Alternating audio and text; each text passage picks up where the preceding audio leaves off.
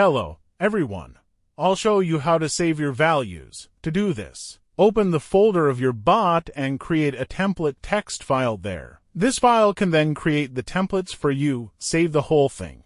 And then you'll have a button where you can click through your templates if someone says please. They'll enter all your values for you. Then, if you're simulating, press Simulation here. Make sure S stands for simulation and E for real money. After entering all your values, press Out and save. Then a save file with the template name will be created in the folder. For example, I see it here. If the value somehow runs out and you want to restart it, you can find the template again and press Load, and voila, all your saved values are back. Additionally, I have an automatic save file.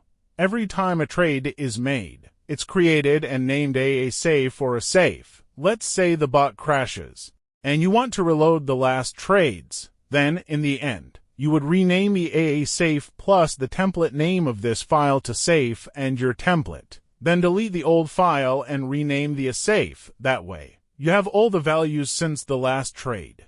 I hope that was somewhat clear. Have a great day.